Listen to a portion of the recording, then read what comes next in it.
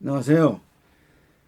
어, 제 9번째. 오늘 그 제목은 근대화와 그 평생 교육입니다. 자, 지난 그 8번째에서는 중세 시대를 중심으로 한 그 평생 교육이었죠. 8번째는 다윈을 중심으로 한 그 평생 교육이죠. 다윈은 그 중세를 배경으로 해서 나타난 거예요. 그래서 다윈의 그 소위 종리의 기원, 그 진화론적 측면에서 이 종리의 기원은 그 핵심적인 골격은 중세의 이론주의, 그 유일 사상에 기초한 사무의 구조였다면은 이 다윈은 소위 이제 진화론을 통해서 과학주의를 소위 택했죠. 인간은 신의 창조물이 아니고 또 우주는 신의 창조물이 아니고 과학의 근거에 의해서 이미 인간이 만들기 오래 전부터 수백만 년 전부터 지구가 있었기 때문에 거기서 생명체가 있어서 생명체가 약육강식의 원리에서 발달된 것이 현재 인간이고 또 인간이 또 살아가는 하나의 형태이다. 그래서 인간의 어떤 그 구조도 약육강식 많이 써먹는 구조는 뭐 손과 발과 같이 많이 쓰고 있는 것은 좀 진화가 되고 많이 써먹지 않는 것은 그 퇴화가 된다 이렇게 얘기를 했죠.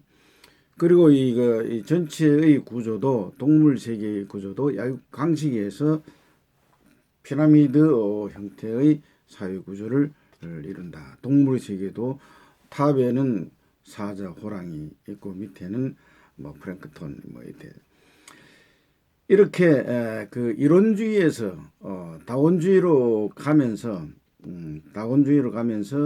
인간의 욕구는 하나님에 의해서 통제되고 하나님이 모든 것을 관리한다라고 보지를 않고 인간의 능력과 인간의 창의력에 의해서 사회 구조가 변화될 수 있다라는 생각을 가지게 된 것이 소위 다윈 후에 나타나는 그 산업혁명. 그 산업혁명은 나중에 또 다음 횟수에 좀 구체적으로 얘기하겠습니다만 그런 것을 출현과 함께 사회 구조가 전반적으로 변해가는 것이 근대입니다. 그래서 이제 근대적 사고는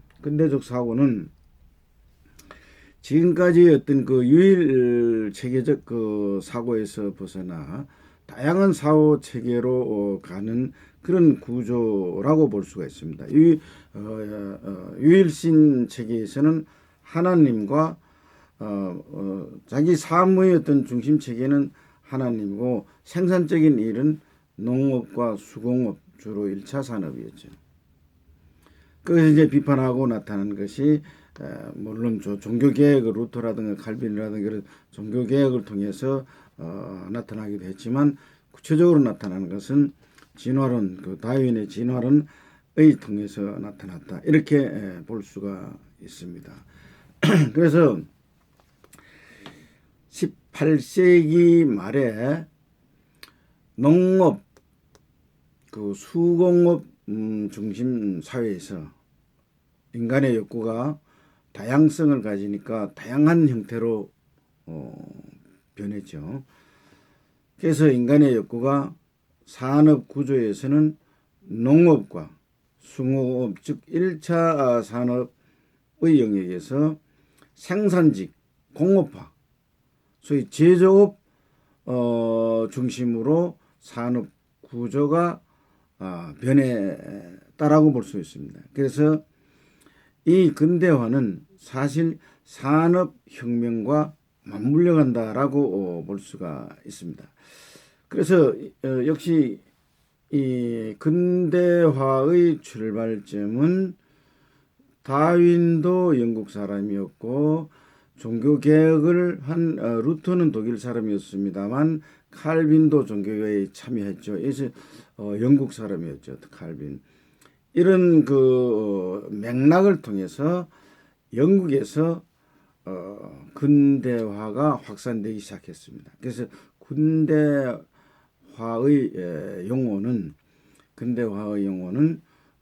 서구 사회의 용어다라고 볼 수가 있습니다. 물론 우리나라의 근대화도 그거의 영향을 많이 받죠. 예를 들어서 근대화를 일으킨 우리나라는 사실은 봉건주의가 없었습니다. 양반과 상민 계급의 어떤 그 계급 구조였지, 봉건주의라는 것은 한 영토를 한 사람이 딱 통제해가지고 노예를 둬가지고 하던 그런 시절은 없었고, 우리나라는 유사한 상민과 소위 이제 양반 계급의 차이였지, 그 유럽처럼 그렇게 아주 신분의 차이를 제시한 경우는 없었습니다. 그건 우리나라 얘기고, 하여튼 영국에서 18세기 말에 이 근대화가 일어나기 시작했는데, 그 근대화가 일어난 그 내용을 보면 거기서 이제 평생교육 관점을 우리가 유도하고, 제가 여기서 이 평생교육을 하는 이유는 사실 우리나라 어떤 책에도 또 우리나라의 어떤 그 평생교육 사상이라든가 사상은 철학자 중심으로 하는 것이죠. 우리나라 학자들의 사상이 아니고 세계적인 어떤 측면에서의 평생교육 관련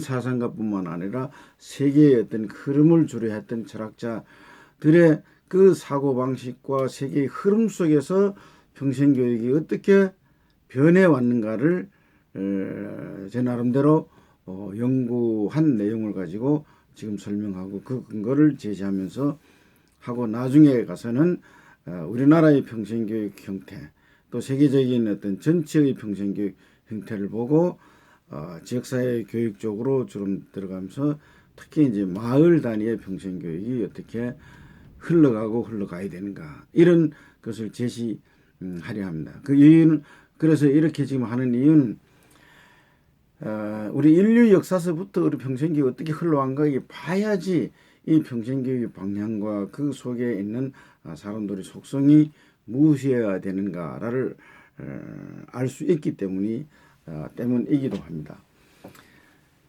그래서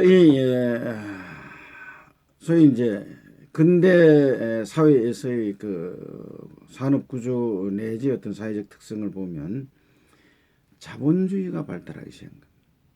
자본주의, 그 상업 자본주의죠. 돈 버는 자본주의라는 거예요. 인간의 욕구가 중세에서는 신과 함께하는 욕구가 강했지만은 사회 구조의 변화에 의해서 인간의 욕구는 먹는 문제를 가장 중요시하고, 인간 간에 가지고 있는 창의력과 인간 간의 경쟁력이 도입된 그런 사회 체계로 변해 간 겁니다. 그래서 이제 근대에 들어와서 자본주의가 발달되기 시작했어요. 과거의 자본주의를 실험한 것은 아닙니다. 자본주의라는 건 뭡니까?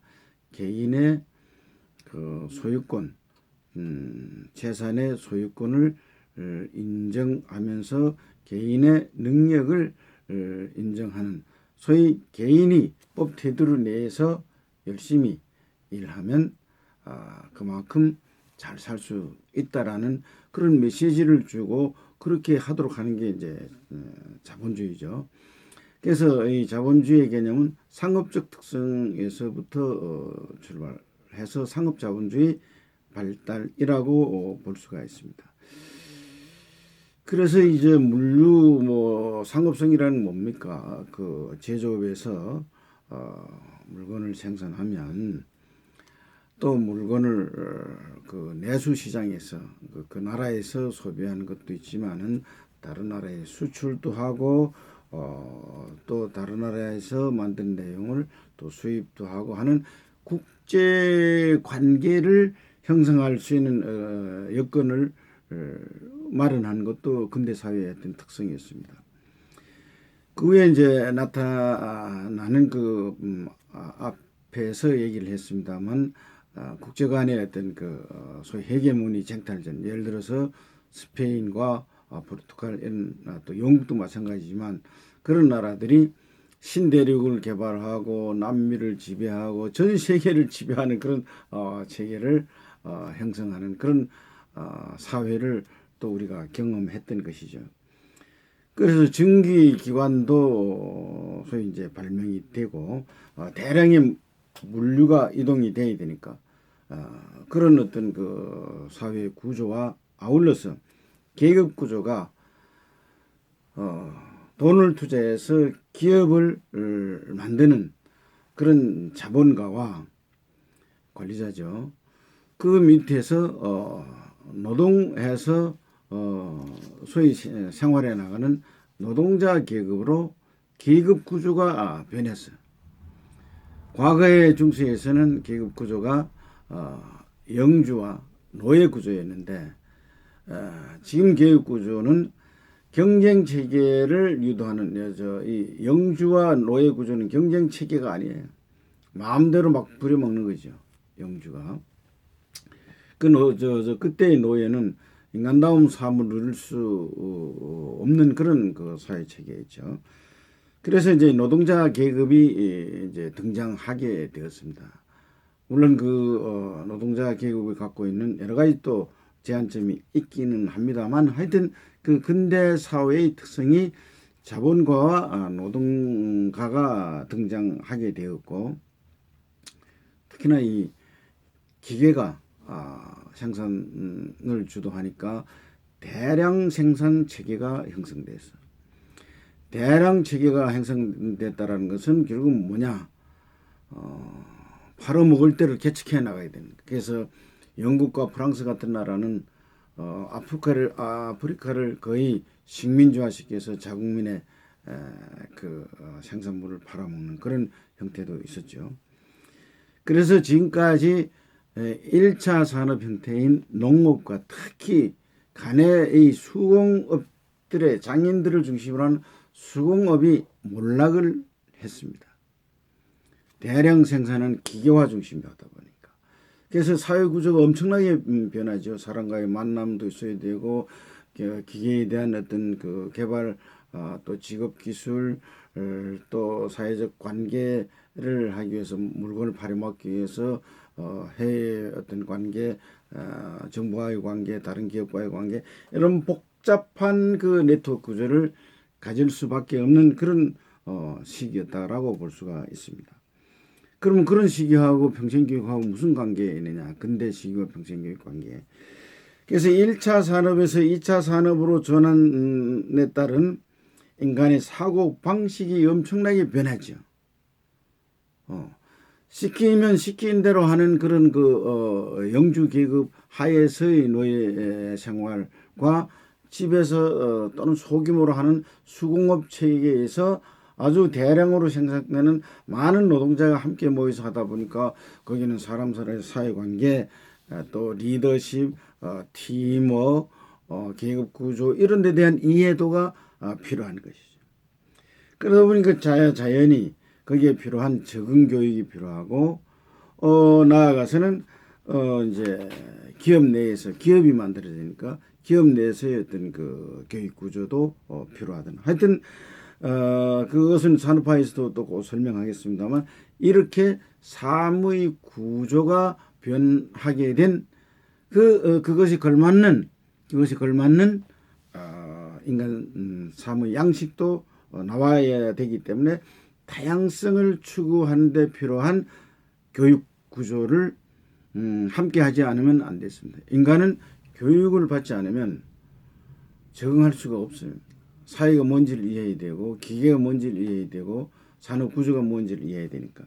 그래서 인간의 계급은 지주와 노예 계급, 영주와 노예 계급에서 자본가 노동자 계급으로 변화했다는 노동 계급이 탄생하게 되었죠. 그래서 이 노동 계급에 대한 또 여러 가지 이제 노동 교육도 들어가는 거죠. 그래서 이 평생 교육에서 노동조합이 처음 나온 것은 유니언 레이버해서 노동조합이 유럽에서 독일서부터 출발을 했죠. 그래서 그런 것들은 학교 교육에서 할 수가 없었어. 우리 사회에서 그들이 자발적으로 느끼고 또 사회에서 이렇게 해야 되겠다라는 어떤 방향성을 가지고 추구한 것이 소위 근대화의 출현했다. 그 근대화의 출현은 산업혁명이 해결했다. 그래서 근대화는 어떻게 보면 사회를 이론주의에서 다원주의를 추구하는 터닝 포인트인데 그와 함께한 것이 산업혁명이었다. 라는 얘기를 하면서 마치겠습니다. 감사합니다.